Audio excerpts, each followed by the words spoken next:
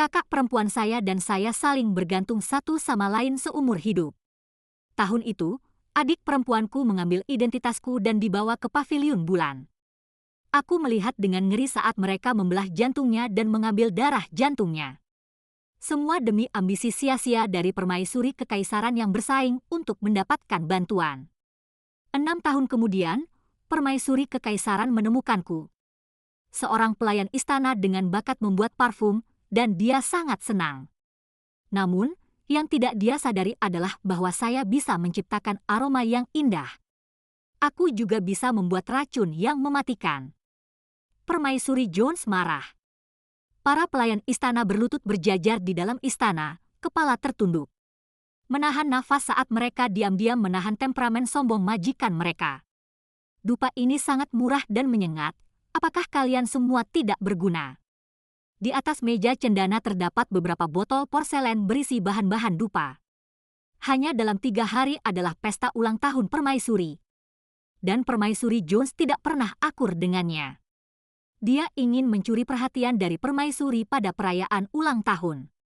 Jadi pakaian dan sepatu dibuat hanya dengan kain dan pengerjaan terbaik. Tapi permaisuri Jones masih belum puas. Dia juga ingin pakaiannya memiliki aroma yang unik. Segera setelah dia mengajukan permintaan ini, sebuah bengkel parfum buru-buru ditambahkan ke istana sukacita abadi. Bahan-bahan dupa yang tak terhitung jumlahnya membanjiri. Dan puluhan pembuat parfum bekerja sepanjang waktu untuk meramu aroma unik yang diinginkan oleh permaisuri. Karena hidung dan tanganmu tidak berguna, kata permaisuri Jones dengan nada meremehkan. Kemudian menyeret orang yang bertanggung jawab pertama dan memotong hidung dan tangannya. Pelayan yang berlutut di depan sangat ketakutan sehingga dia pingsan di tanah. Dan sebelum dia bisa mengucapkan sepatah kata pun, dia disumpal oleh penjaga dan diseret pergi. Jika Anda masih tidak bisa mewujudkannya, kalian semua bisa menantikan kematian yang menyedihkan. Yang mulia, sebagai pelayan istana rendahan yang ditugaskan untuk membantu para pembuat parfum, aku berlutut di ujung, yakin tidak akan menarik perhatian. Mengumpulkan keberanian saya berbicara. Jika Anda menambahkan sentuhan daun teratai dan sejumput daun mint pada dupa ini, itu akan menyeimbangkan aroma yang kuat dan memberikan keanggunan yang menyegarkan yang sempurna untuk musim panas. Saya jamin ini akan lebih baik dari semua wewangian lainnya. Yang mulia harus mencobanya. Saya menambahkan dengan rendah hati, membungkuk rendah. Permaisuri Jones mempertimbangkan kata-kataku. Baiklah, buatlah. Jika Anda gagal, Anda bisa mencium hidung dan tangan Anda sampai jumpa. Terserah Anda, Yang Mulia. Saya bergegas untuk mematuhinya. 3 jam kemudian, dupa yang baru dicampur dikirim ke istana bagian dalam. Permaisuri Jones membungkuk untuk memeriksanya. Alisnya yang halus mengendur menjadi ekspresi puas. Aku berlutut dengan cemas di tengah ruangan saat dia mendekat. Siapa namamu? Dia bertanya. Aku bersujud dengan membungkuk dalam-dalam. Aku dipanggil Yuna, hambamu yang rendah hati, memberikan penghormatan kepada permaisuri kekaisaran. Lumayan, kau punya otak. Dia mengangguk setuju. Mulai sekarang, Anda akan bertanggung jawab untuk membuat dupa saya. Saya merasa terhormat atas kepercayaan Anda, Yang Mulia. Aku membungkuk lagi, jantung berdebar-debar. Dalam suasana hati yang baik, permaisuri Jones pergi ke taman kekaisaran. Para pelayan lainnya menghela nafas lega. Beberapa bergegas menyanjung saya, sementara yang lain bergosip di belakang saya. Tapi aku tidak peduli. Saya hanya memiliki mata untuk tempat di mana permaisuri Imperial Jones telah berdiri. Dia tidak tahu bahwa seorang pelayan yang baru 5 bulan berada di istana ada di sana untuk membayarnya. Namaku Luna, dan nama kakakku Yuna. 6 tahun yang lalu, hujan lebat membanjiri selatan, menenggelamkan banyak rumah dan tanaman. Orang tua saya kehilangan nyawa mereka dalam bencana itu. Ditinggal untuk mengurus diri sendiri, saya dan saudara perempuan saya mengikuti penduduk desa ke ibu kota. Saya selalu lemah dan sakit-sakitan. Kakak perempuan saya harus merawat saya sambil bekerja mencari uang. Pada saat itu, Kaisar mengeluarkan dekret yang menyatakan bahwa semua anak perempuan berusia 10 tahun di ibu kota harus masuk ke paviliun bulan untuk berdoa bagi Permaisuri Jones. Kelompok pertama yang masuk tidak pernah kembali. Orang-orang segera menyadari bahwa doa-doa tersebut hanyalah kedok istana untuk menyembunyikan sesuatu yang menyeramkan. Saat istana berjuang untuk menemukan cukup banyak gadis, mereka mulai mengumpulkan para pengungsi dengan menggunakan daftar nama. Ketika tiba giliranku, aku masih sakit. Dia mengambil identitas saya dan memasuki paviliun bulan. Pada tanggal 15 Agustus, aku menyelinap ke paviliun bulan untuk membawakan kue bulan untuk adikku, penuh dengan kegembiraan. Namun, aku malah menyaksikan pemandangan mengerikan saat adikku dibedah. Darah jantungnya diambil dan dilarikan ke Istana Sukacita Abadi untuk mendapatkan obat dari Permaisuri Jones. Seorang Kasim yang gugup menyeka darah dari tangannya dan berkata, "Tuan, kapan tindakan mengerikan ini akan berakhir?" Kasim tua itu menjawab dengan nada pelan, "Kau tidak mengerti. Permaisuri Kekaisaran Jones menunjukkan kasih sayang Kaisar padanya. Jadi obat ini juga merupakan ujian bagi Kaisar." Kasim muda itu bertanya. Kasim tua itu menyeringai. Tentu saja. Sakit kepalanya sudah lama sembuh. Dan dia menuangkan obatnya tanpa melihatnya. Permaisuri Kekaisaran Jones juga. Kasim tua itu menepuk topi Kasim muda. "Jangan berbicara buruk tentang Yang Mulia." Kue bulannya menjadi dingin dan berminyak, membuat mereka mual untuk dimakan. Saya pulang ke rumah sendirian, mencoba bersikap normal. Tapi begitu aku sampai di gubuk kecil kami, aku memuntahkan seteguk darah segar, air mata mengalir di wajahku. Aku meringkuk di lantai, terengah-engah. Apakah kehidupan manusia benar-benar tidak berharga? Tapi bagaimana dengan kehidupan Yang Mulia? Pada pesta ulang tahun Permaisuri, Permaisuri Jones mencuri perhatian. Dia telah dibawa ke Istana Sukacita Abadi oleh Kaisar sendiri hari itu. Setelah 10 hari berturut-turut mendukungnya, dia membuat wanita istana lainnya iri. Selama jam 6, Permaisuri Jones menunjuk ke sebuah piring kecil di tengah dan dengan nada bercanda berkata, "Kaisar tersayang, wolfberry dan kue beras ketan yang Anda sukai dibuat pagi-pagi sekali di bawah pengawasan saya di dapur." Kaisar menyipitkan matanya dan dengan penuh kasih sayang menggenggam tangannya sambil berkata, "Rosalind, kau benar-benar mengalahkan dirimu sendiri." Aku diam-diam masuk, menyalakan dupa yang baru disiapkan untuk pakaian yang akan dikenakan Permaisuri Jones dalam beberapa hari mendatang. Lalu, aku berdiri di luar dengan kepala tertunduk. Aromanya sangat harum. Kaisar membenamkan wajahnya di bahu Permaisuri Jones, menghirupnya dalam-dalam. "Rosalind, Anda benar-benar berbau surgawi." Permaisuri Imperial Jones berseri-seri, menjawab, "Kalau begitu Yang Mulia harus lebih sering berkunjung." Saya berdiri di luar, berwajah poker, mendengarkan olok-olok genit mereka di dalam. Hanya dalam 10 hari, saya telah menjadi kehadiran yang disukai di samping Imperial Consort Jones. Dan semua orang memanggilku Nona Yuna. Namun, ini tidak menjamin keselamatan saya selamanya. Saat Kaisar pergi, dia dengan santai melirikku dan kemudian tersenyum pada Permaisuri Imperial Jones, berkata, "Rosalind sangat cantik, dan pelayanmu juga cukup menarik. Terutama matanya, yang agak mirip denganmu." Rasa dingin menjalar di tulang belakangku saat aku bertemu dengan tatapan bayangan Permaisuri Imperial Jones. Dia memiliki kepribadian yang mendominasi dan sikap posesif yang kuat terhadap Kaisar. Siapapun yang bisa mengancam posisinya tidak akan diterima. Termasuk aku, pelayan rendahan yang telah membantunya mendapatkan dukungan. Malam itu, saya diseret ke sebuah ruangan dan dipaksa untuk meminum cairan yang tidak diketahui. Permaisuri Kekaisaran Jones duduk di kursi utama, dengan santai berkata, "Yuna, berlututlah di halaman." "Yang Mulia, obat itu." Aku protes. Dia tersenyum manis. "Kau akan segera mengetahuinya." Aku dengan patuh berlutut di depan pintu. Lututku terasa sakit, dan penglihatanku semakin kabur. 3 jam kemudian, Saya tidak bisa melihat apa-apa, hanya kegelapan yang tak berujung. Aku mencubit telapak tanganku, berusaha keras untuk tidak gemetar. Hanya karena kaisar berkata, "Matamu indah." Dia telah mengambil mataku. Jika aku tidak berguna baginya, dia akan langsung membunuhku.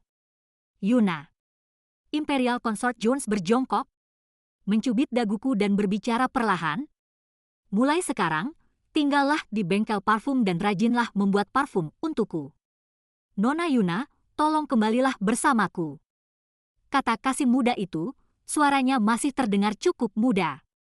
Dia memberiku ranting dan memimpin jalan. Setelah berlutut begitu lama, lututku tidak bisa diluruskan. Jadi saya hanya bisa berjalan perlahan-lahan. Kasih muda itu penuh perhatian, menyesuaikan langkahnya untuk menyamai langkahku. Semua orang menghindariku, mengapa kau membantuku? Di istana, semua orang tidak sopan dan berubah-ubah. Baru saja pagi ini, mereka memanggilku MS Yuna. Dengan penuh kasih sayang, tapi setelah insiden dengan Permaisuri Jones, mereka semua tampak menghindar dariku. Hanya kasih muda ini yang mau menerimaku kembali. Aku akan melakukan apa yang aku bisa, dengan hati nurani yang bersih, jawabnya. Itulah yang ayahku ajarkan padaku. Oh, aku berkata, merasakan rasa keterkaitan. Angin musim panas terasa sejuk, meringankan beban di dadaku. Kakak perempuan saya pernah mengatakan kepada saya, bahkan jika tidak ada orang lain yang melakukannya, Anda harus tetap bertindak. Selama kita bisa melihat diri kita sendiri, itulah yang penting. Kami mengobrol bolak-balik sambil berjalan. Sebelum kami berpisah, dia bahkan memberikan sebuah biskuit keras ke tanganku. Meskipun sulit untuk dikunyah, setidaknya itu akan mengisi perut saya. Aku merogoh kolong tempat tidur dan mengeluarkan sebuah kaleng kecil berbentuk persegi. Di dalamnya ada bubuk merah yang mengeluarkan aroma yang memabukkan. Tapi jika aku menghirupnya terlalu banyak, itu akan menjadi tengik, seperti daging yang membusuk. Sedikit yang sudah disendok. Saya mengambil 2 sendok dan menempatkannya di dalam kantong kertas. Sambil mencengkeram dahan pohon sebagai penopang, aku langsung menuju ke toko parfum. Pagi itu seharusnya sepi, tapi bengkel parfum itu ramai dengan aktivitas. Kau buta, namun kau pikir karyamu bisa membuat permaisuri terkesan. Lain kali, mungkin bukan hanya penglihatannya yang dipertaruhkan, tapi juga nyawanya. Jika bukan karena dia, akankah kita diabaikan oleh permaisuri? Tamparan! Tiba-tiba, ada keheningan. Aku dengan santai mengambil tongkatku dan meletakkannya di sampingku. Daripada bergosip, kau harus fokus pada bumbu-bumbu berbau busuk milikmu. Sejak kehilangan penglihatan saya, indera penciuman dan pendengaran saya semakin tajam. Memungkinkan saya untuk menebak apa yang terjadi di sekitar saya. Satu orang menyerang saya, tampaknya siap untuk menampar saya. Saya pikir Anda sedang mencari masalah. Apa yang kau lakukan? Pelayan istana di samping Permaisuri Jones melangkah masuk, mendorong penyerang ke samping dan berdiri melindungi di depanku. Beraninya kau menyentuh Yuna? Nona Butler, dia yang memulainya? Nona Butler membelaku, meninggikan suaranya. Yuna hanya mengatakan yang sebenarnya. Kau seharusnya berterima kasih pada Permaisuri karena tidak memotong tanganmu untuk ini. Kenapa kau tidak mencium bau sampahmu sendiri? Para penggosip terdiam, terlalu takut untuk menjawab. Nona Butler berdiri tegak dan mengumumkan tujuan kami. Permaisuri sangat menyukai ciptaan baru Yuna. Aroma mawar terlipat, dan ingin dia datang untuk menerima hadiahnya. Yuna, ayo pergi. Oke. Aku mengikuti di belakang Nona Butler ketika sebuah pikiran menghantamku dan bertanya. Nona Butler, apa kau melihat Mark? Mark adalah Kasim yang mengantar saya pulang malam itu. Dia yang datang dan mengambil wewangian. Tapi aku tidak mendengar suaranya selama berhari-hari. Dia? Nona Butler berhenti sejenak, lalu berkata dengan santai. Setengah bulan yang lalu, Permaisuri memerintahkannya untuk dipukuli sampai mati dan diumpankan ke anjing. Oh, Rasanya seperti angin telah berhenti. Aku mencengkeram tongkatku dengan erat, sebuah batu besar mengendap di hatiku. Mark. Dia baru berusia 12 tahun. Sudah menjadi sebuah tragedi bagi seseorang yang masih sangat muda untuk dikirim ke istana, dan sekarang tidak ada yang tersisa darinya. Permaisuri benar-benar bertindak sesuai keinginannya. Aku menunduk untuk menyembunyikan air mata di mataku dan bergegas untuk mengejar Nona Butler. Bahkan sebelum kami memasuki halaman, saya mendengar tawa ceria. Permaisuri Jones merasa terhibur dengan burung di dalam sangkarnya. Burung ini sangat berharga. Hanya 2 ekor yang dikirim sebagai penghormatan dari wilayah barat. Tadi malam, Permaisuri Jones menghabiskan malam bersama Kaisar, dan pagi ini, burung itu dikirim ke Istana Kegembiraan Abadi. Yang satu lagi diberikan sebagai penghormatan kepada janda permaisuri. Yuna, kau tidak pernah mengecewakanku. Aku menjawab, wangi mawar yang terlipat adalah sesuatu yang secara khusus saya persiapkan untuk meminta maaf kepada Yang Mulia. Dan kuharap kau bisa memaafkanku. Kepalaku membentur tanah dengan keras, membengkak seketika. Permaisuri Jones meletakkan dahannya yang dia gunakan untuk menggoda burung itu dan berkata dengan puas, mulai sekarang, kau akan tinggal di halaman dalam. Layani saya dengan baik, dan saya akan memberikan apapun yang Anda inginkan, saya mengerti. Sejak saat itu, aku menjadi dihormati. Nona Yuna. Di Istana Sukacita Abadi. Permaisuri sangat menghargaiku, dan aku tidak akan mengecewakannya. Kaisar berkunjung setiap hari. 2 bulan kemudian, sebuah kabar gembira menyebar ke seluruh Eternal Joe Palace. Permaisuri Jones sedang hamil. Seluruh istana merayakannya, dan suara musik memenuhi malam itu. Aku duduk sendirian di dekat pohon beringin di sebelah bengkel parfum, menggosok-gosok selembar kertas yang masih ada bekas-bekas bedak merah. Pertunjukan yang bagus akhirnya akan dimulai. Sejak Permaisuri Jones, sang pujaan hati hamil, sikapnya telah berkembang menjadi semakin sombong. Jika ada yang sedikit tidak menyenangkannya, dia memerintahkan mereka untuk dibawa keluar dan dipukuli. Pelayan dan kasim di Istana Eternal Joy telah diganti berkali-kali. Kaisar memanjakan setiap keinginannya dengan memprioritaskan pengiriman barang-barang bagus ke istananya. Hari ini, seorang kasim dari pihak Kaisar dengan gembira membawa 10 baut Luna Glow Silk. Dikatakan bahwa hanya beberapa baut yang dapat diproduksi setiap 50 tahun. Pakaian yang terbuat dari sutra ini memiliki pola yang sangat indah.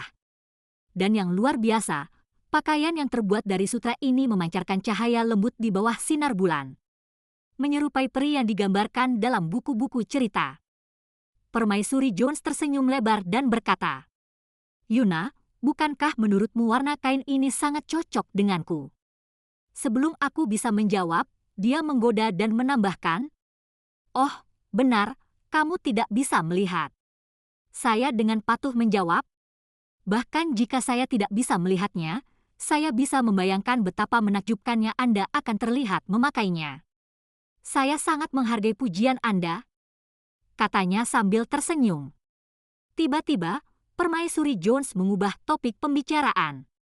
Saya kira Permaisuri belum pernah melihat ini, kan? Dengan malas berbaring di sofanya, mengiris sepotong semangka yang baru didinginkan dengan garpu.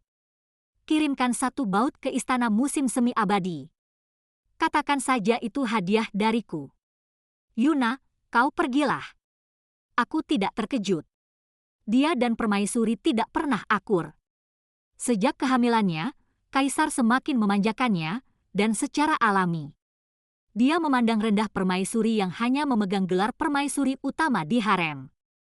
Mengirim saya, seorang pelayan rendahan yang tidak terlihat, hanya caranya untuk mempermalukan Permaisuri. Namun karena dia sangat suka pamer, aku hanya akan menambahkan bahan bakar ke dalam api. Saat aku melangkah masuk ke Istana Musim Semi Abadi, aku tidak bisa menahan diri untuk tidak memasang ekspresi sombong dan berseru dengan keras. Permaisuri datang untuk memberikan hadiah. Cepat panggil Permaisuri.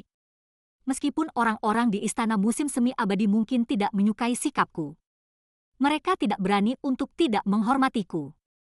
Lagi pula, permaisuri tidak disukai oleh kaisar. Dan tidak punya anak dari suaminya, hanya gelar kosong. Bagaimana dia bisa bersaing dengan permaisuri Jones? Yang menikmati kaisares nikmat. Jadi, saya dengan hormat dibawa ke dalam istana.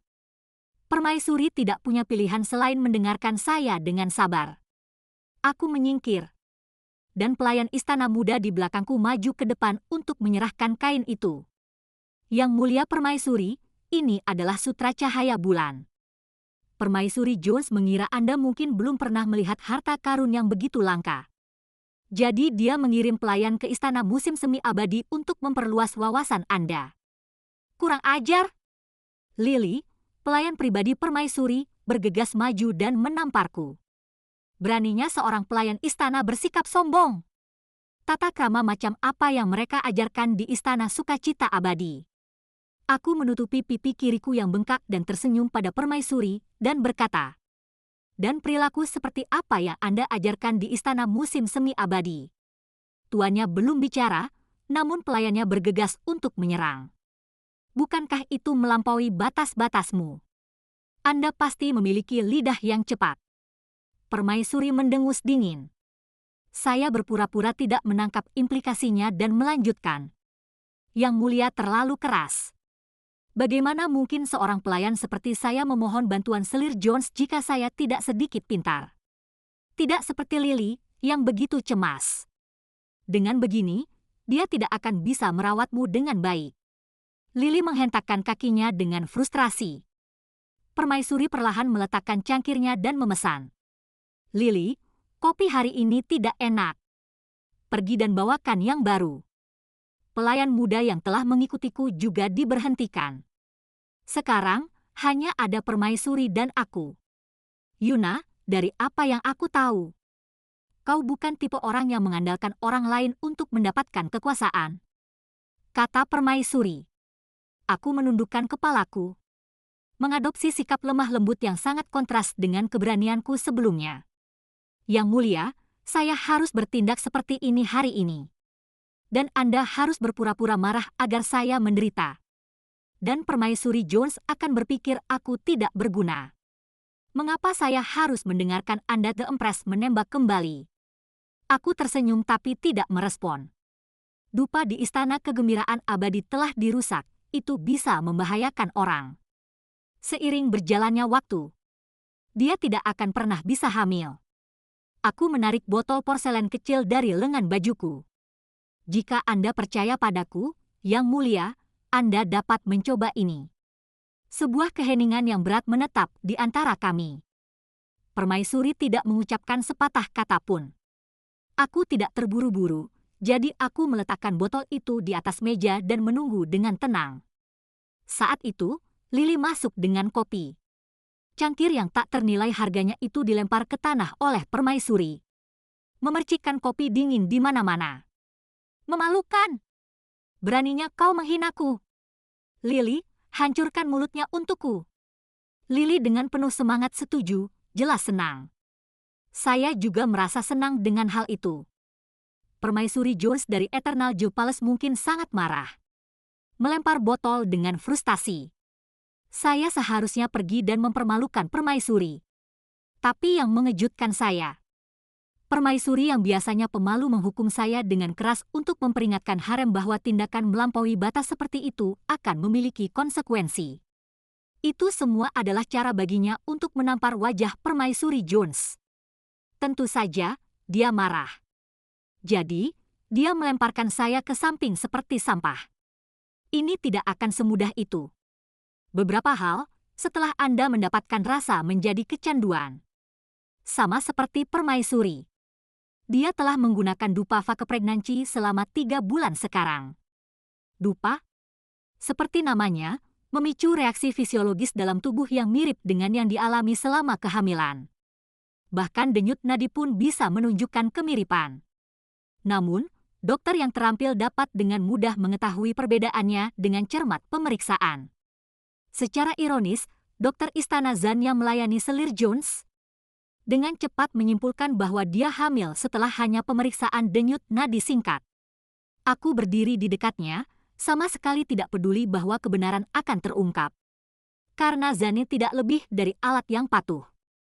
Fokusnya bukan pada peningkatan kemampuan medisnya, tetapi pada memenangkan hati Jones. 6 tahun yang lalu, dokter biasa-biasa saja ini datang dengan metode yang menggunakan darah perawan sebagai katalisator obat. Semua untuk memuaskan kesombongan Jones. Hal ini menyebabkan hilangnya ratusan anak secara tragis. Namun ia berkembang di istana, naik pangkat di punggung orang yang tidak bersalah. Tampaknya karma akhirnya jatuh tempo. Aku mengulurkan tanganku, menangkap serpihan salju yang meleleh menjadi tetesan di telapak tanganku. Hari ini menandai turunnya salju pertama tahun ini, bertepatan dengan perjamuan keluarga kaisar. Saat aku merenungkan kejatuhanku baru-baru ini dari kemuliaan, aku menyadari bahwa Permaisuri Jones tidak menggunakan dupa kehamilan palsu selama lebih dari sebulan. Hari ini terasa seperti saat yang tepat. Aku mengenakan jas hujan dan menyelinap keluar melalui pintu belakang toko parfum. Berbelok ke jalan yang sepi di mana seseorang sedang menungguku. Perjamuan kenegaraan tahun ini cukup meriah. Saya mendengar bahwa Permaisuri Jones merasa pusing dan mual setelah makan kue yang diberikan oleh Permaisuri. Dan dia bersikeras memanggil tabib kekaisaran. Tidak banyak yang tahu bahwa Permaisuri telah mengambil tindakan pencegahan dengan mengundang dokter kepala dari Akademi Kedokteran Kekaisaran ke Istana Musim Semi Abadi sebelumnya. Ketika tabib memeriksanya, ternyata Permaisuri Jones tidak hamil. Pada perjamuan itu, tidak hanya ada permaisuri kekaisaran tetapi juga berbagai pangeran. Tidak peduli seberapa besar kaisar memujanya, dia tidak bisa mengabaikan rasa malu yang ditimbulkannya. Dalam kemarahannya, dia memerintahkan eksekusi Dr. Zane yang salah didiagnosis. Zane dan menurunkan pangkat Permaisuri Jones, mengurungnya di Istana Kegembiraan Abadi. Pergantian peristiwa yang tak terduga ini mengejutkan semua orang. Tidak ada yang pernah membayangkan bahwa konsort Jones, kesayangan tercinta dari seluruh harem, suatu hari akan jatuh dari kemuliaan. Yah, hampir semua orang kecuali aku dan Permaisuri. Malam itu, Permaisuri Jones memanggilku ke kamarnya. Wajahnya berlumuran air mata, dan rambutnya berantakan. Ketika dia melihatku, dia berpegangan erat seperti orang yang tenggelam mencengkeram Aliveline. Dengan mata berbingkai merah, dia menjatuhkan diri di kakiku. Pelacur dari Istana Musim Semi Abadi menjebakku, dan sekarang aku terkurung di sini. Yuna, kau harus menolongku. Aku ingin wanita jalang itu membayar apa yang telah dia lakukan. Dalang yang sebenarnya berlutut tepat di depannya. Mendengarkan kata-kata kasarnya dengan wajah tanpa ekspresi. Aku menjawab dengan tenang, "Yang mulia, saya tahu resep rahasia yang tidak hanya bisa membuat kulit Anda lebih bercahaya, tetapi juga memberikan aroma tubuh yang menyenangkan." Namun, aku menundukkan kepalaku, berpura-pura ragu-ragu. Permaisuri Jones mengencangkan cengkeramannya di pundakku, kukunya menancap di kulitku. "Katakan saja, ini membutuhkan darahmu sebagai bahan utamanya?" Aku berkata, lalu dengan cepat menyesal. Permaisuri Jones berhenti sejenak dan kemudian tersenyum. Itu tidak masalah sama sekali. Dia berdiri dan menyatakan, "Yuna, selama kau membantuku mendapatkan kembali bantuanku, kau bisa melakukan apapun yang kau inginkan. Hamba akan mematuhinya." Aku berkata sambil berlutut di tanah. Aku tidak bisa menahan tawa dalam hati. Iblis haus darah itu akhirnya mulai memakan dirinya sendiri. "Nona Yuna, darahnya sudah sampai." Bau darah yang kuat tercium dari guci yang diserahkan oleh pelayan istana. Aku mengerutkan hidungku. "Taruh saja di atas meja." "Apakah Permaisuri baik-baik saja?" Pelayan itu berbisik. Dia mengutuk Istana Musim Semi Abadi dalam kesakitan. Saya menjawab, "Yang mulia harus nada Itdown." Siapa yang bisa membantahnya? Dia kemudian merendahkan suaranya dan bertanya, "Apakah metode yang kau berikan pada Permaisuri benar-benar efektif?" Aku duduk, bersandar pada baskom api arang. Ada 12 meridian dalam tubuh manusia. Mengambil darah dari setiap meridian membantu resep rahasia menyelaraskan lebih baik dengan tubuh selir. Mencegah penolakan apapun. Pelayan itu menggosokkan kedua tangannya sambil memuji. Yuna, kau benar-benar tahu banyak. Aku tersenyum dan tidak mengatakan apa-apa lagi. Semua ini hanya dibuat-buat. Resep rahasia itu tidak benar-benar membutuhkan darahnya sebagai bahan. Aku hanya membalas budi. Sekali, dia telah menggunakan darah untuk memuaskan keinginannya sendiri. Hari ini, sudah waktunya baginya untuk membayar sedikit kembali. Aku membawa obat yang sudah disiapkan dan baru saja melangkah melewati pintu ketika aku mendengar Permaisuri Jones mengomel dengan marah. Pekerjaan macam apa yang kau lakukan? Sudah berapa hari ini? Tidak bisakah Departemen Dalam Negeri bahkan mengirimkan kursi cendana sederhana? Pelayan istana yang gemetar itu menjawab dengan isak tangis. Departemen Dalam Negeri mengatakan bahwa status kami tidak setinggi sebelumnya. Dan kami juga saat ini dalam tahanan rumah, jadi... Yang Mulia! Aku segera melangkah maju, melindungi pelayan istana. Obatnya sudah siap. Yang Mulia, hari ini adalah hari terakhir untuk mandi obat. Anda tidak boleh marah, atau dapat menyebabkan masalah kesehatan. Tentu saja, Permaisuri Jones bersedia mendengarkan saya dengan harapan mendapatkan kembali dukungan Kaisar. Dia menekan kemarahannya dan berkata, "Pergi siapkan." Jika saya tidak melihat hasilnya. Permaisuri Jones tidak berusaha menyembunyikan kekejamannya. Yuna, kau tahu bagaimana aku saat aku marah. Aku menyerahkan obatnya pada orang yang sedang menyiapkan bak mandi dan dengan patuh menjawab, "Aku tidak akan mengecewakanmu." Malam itu, pemandian sudah siap. Pemandian obat terakhir sangat menyiksa. Orang yang berendam di bak mandi pertama-tama akan merasakan sensasi perih di sekujur tubuhnya. Kemudian rasa gatal yang tak tertahankan, sampai lapisan kulit terkelupas. Pada titik ini, berbagai rempah-rempah dan tonik kecantikan yang ditambahkan ke dalam bak mandi akan dengan sengaja menyerap ke dalam kulit. Dan prosesnya akan selesai. Aku telah menyelipkan sedikit sesuatu yang ekstra. Untuk membuat konsort Jones lebih menderita selama cobaan ini. Efeknya juga akan lebih jelas. Aku berdiri berjaga di luar pintu. Erangan menyakitkan konsort Jones bergema dari dalam ruangan. Kalau saja aku bisa mengabadikan momen ini. Aku akan membaginya dengan adikku. Aku akan membaginya dengan Mark. Aku akan membaginya dengan anak-anak di paviliun bulan. Aku akan memberitahu mereka bahwa pembalasan iblis baru saja dimulai. 1 jam kemudian, selir Jones melangkah keluar. Saat dia melewati ambang pintu, udara langsung dipenuhi dengan aroma bunga. Aku segera mendekatinya, berpura-pura tidak tahu, dan bertanya, "Yang Mulia, bagaimana perasaan Anda?" "Sangat baik." Permaisuri Jones menarik napas dalam-dalam, suasana hatinya terangkat dengan jelas saat dia berkata, "Yuna, kau benar-benar tidak mengecewakanku." Untuk membuktikan bahwa Permaisuri Jones benar, aku telah mengatur sebuah pertunjukan besar. Kaisar sedang berjalan-jalan. Ketika dia secara tak terduga bertemu dengan seorang wanita cantik yang sedang mengagumi bunga-bunga di Taman Kekaisaran. Saat dia mendekat, dia menyadari bahwa itu adalah permaisuri yang pernah dicintainya. Dia bermaksud untuk berbalik dan pergi, tapi wanita cantik itu, sambil menangis, mengakui kesalahannya.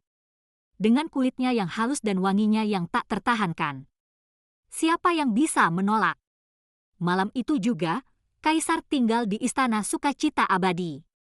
Keesokan harinya, si cantik dibebaskan dari tahanan rumahnya. Tumpukan hadiah dikirim ke Istana Sukacita Abadi. Dan kerumunan penyanjung berbondong-bondong ke istana. Itu adalah adegan yang cukup hidup. Tapi semua ini tidak mempedulikanku. Aku diam-diam berbalik dan berjalan menyusuri jalan menuju Istana Musim Semi Abadi. Para pelayan istana sedang menyapu halaman dengan tertib. Aku menyelinap masuk melalui pintu kecil yang tersumbat rumput liar, tanpa diketahui siapapun. Lily telah menungguku. Meskipun dia tampak enggan. Dia mengambil kotak itu dari tanganku dengan mudah. Yang Mulia sedang menunggumu. Ayo pergi. Saya mengikutinya melalui jalan berliku ke halaman dalam. Permaisuri sedang bermain catur. Begitu dia melihatku, dia berdiri dan menuntunku ke kursi di sampingnya. Yuna, kau akhirnya berhasil.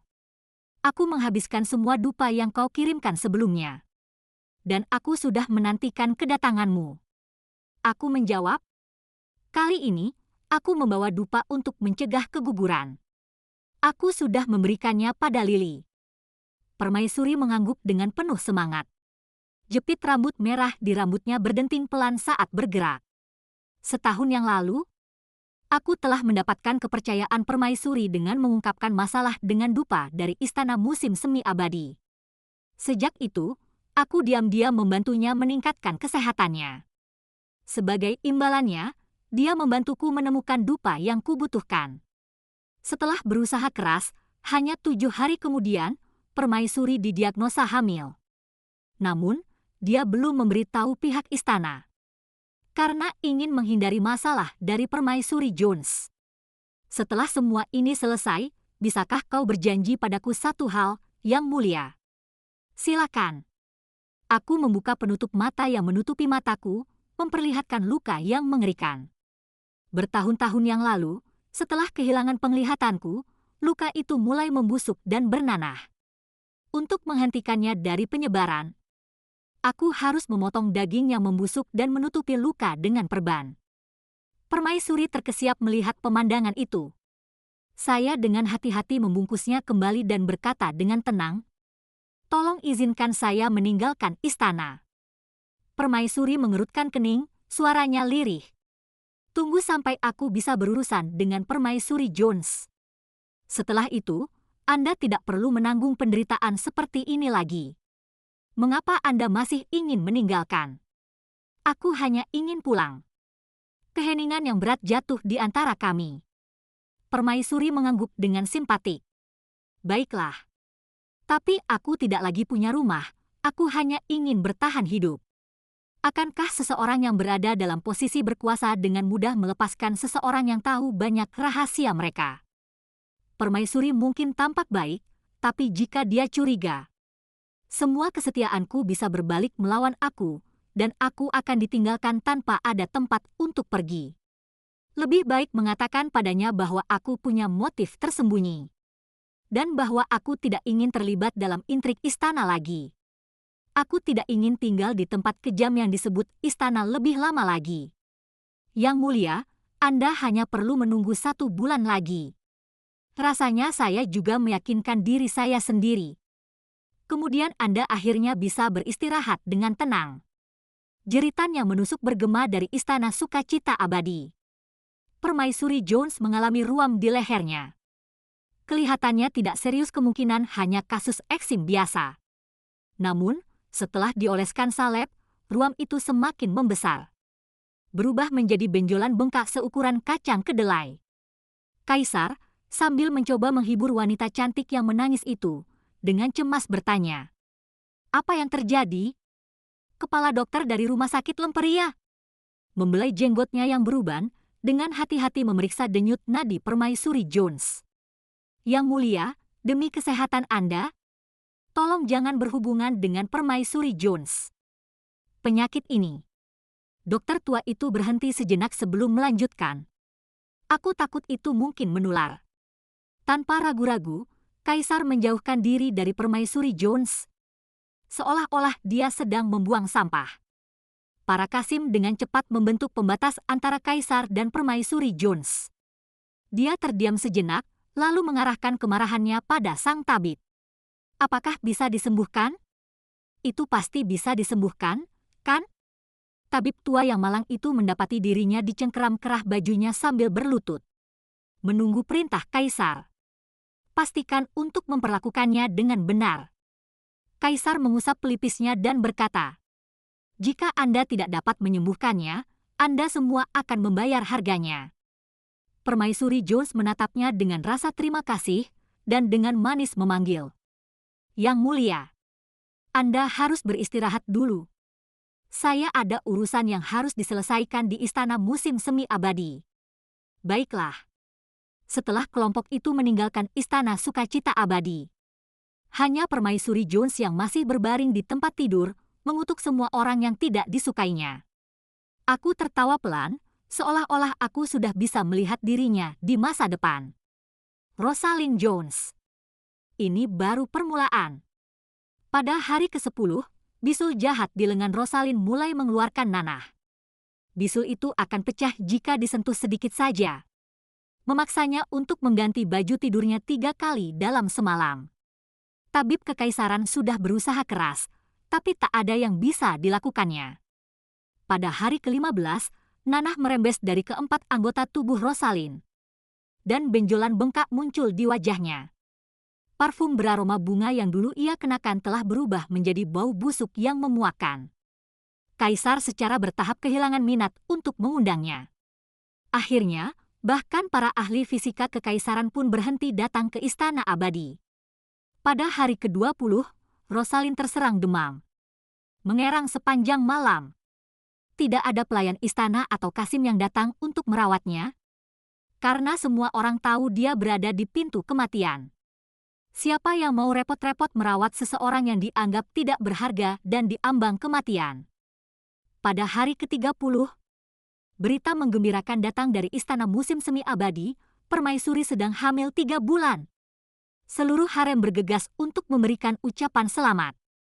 Staf istana juga ikut merayakannya, berharap untuk menarik perhatian seorang bangsawan dan melarikan diri dari kehancuran Istana Sukacita Abadi. Angin musim gugur menderu, dan daun-daun maple menghiasi tanah. Aku mengesampingkan tongkatku dan mendorong pintu. Bau busuk menghantam saya seperti pukulan ke usus, campuran bau menjijikkan yang hampir membuat saya muntah. Aku menutup mulut dan hidungku dengan sapu tangan. Ruangan itu kotor, seperti kandang babi yang sudah lama tidak dibersihkan. Rosalind terbaring di tempat tidur, setengah mati, tubuhnya membusuk dan berbau kematian. Yang mulia, apakah Anda ingin air? Rosalind membuka matanya dan berbisik, "Mm." Aku berbalik dan mengambil kopi yang sudah duduk berhari-hari. Dengan jentikan pergelangan tanganku, aku menyiramkan cairan kotor itu ke wajahnya. Dia serak. "Aku tidak akan menunjukkan belas kasihan padamu." Aku dengan ceroboh melemparkan cangkir itu ke samping. "Sepertinya kau masih belum bisa menerimanya. Di luar, saya baru saja merebus air tawar. Aku mengisi baskom dengan air. Aku menyiramkannya ke sekujur tubuhnya. Jeritannya hampir meniup atap istana. Sayang sekali. Tidak ada yang akan mendengarnya. Aku membalas, "Apa yang mulia sudah sadar. Yuna sang kaisar akan membunuhmu." Aku mengeluarkan tawa mengejek. "Kau belum tahu, kan? Permaisuri sedang hamil. Saat ini, kaisar sedang berada di Istana Musim Semi Abadi, terlalu sibuk untuk memperhatikanmu." Ketika Rosalind mendengar ini, dia terengah-engah, ingin mengancamku lebih jauh. Aku menyela, berbicara dengan santai. "Oh, omong-omong. Aku mendengar keluarga Jones telah mengirim kecantikan lain yang menakjubkan bernama Helen." Mata Rosalind melebar, dan mulutnya terbuka. "Yang mulia, Anda telah menjadi pion yang diabaikan. Semua orang di Eternal G Palace hanya menunggu Anda untuk mati." Aku menemukan tempat yang bersih untuk duduk, mengeluarkan belati kecil, dan menelusuri pola pada gagangnya. "Tapi orang yang paling ingin kau mati adalah aku. Apakah Anda sehingga Anda selama ini?" Rosalind ingin menyerang saya, tapi kakinya terlalu lemah bahkan untuk berdiri. Pada akhirnya, dia hanya bisa duduk di lantai, memelototiku dengan kebencian, seperti anjing liar.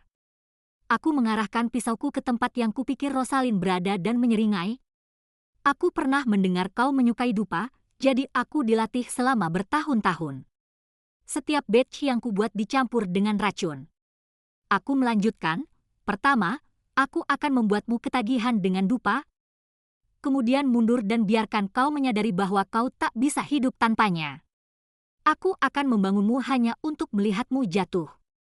Itu benar-benar membuatku bahagia. Meskipun aku tidak bisa melihat, aku punya ide bagus di mana Rosalind berada. Dia tidak berdaya untuk melawan sekarang. Aku menguatkan diri dan menancapkan pisau. Jeritannya datang dengan aroma darah. Rasanya seperti aku kembali ke festival pertengahan musim gugur 6 tahun yang lalu.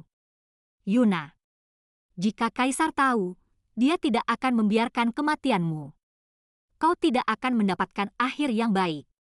Aku pura-pura tidak mendengar, dengan terampil mengiris sepotong daging dari kakinya. Apa kau belum mengerti apa yang kukatakan? Tusukan lagi. Setiap dupa yang kubuat telah diracuni. Setiap kali kau dan Kaisar selalu bermesraan. Bukankah selalu dengan dupa saya? Darah berceceran di wajahku.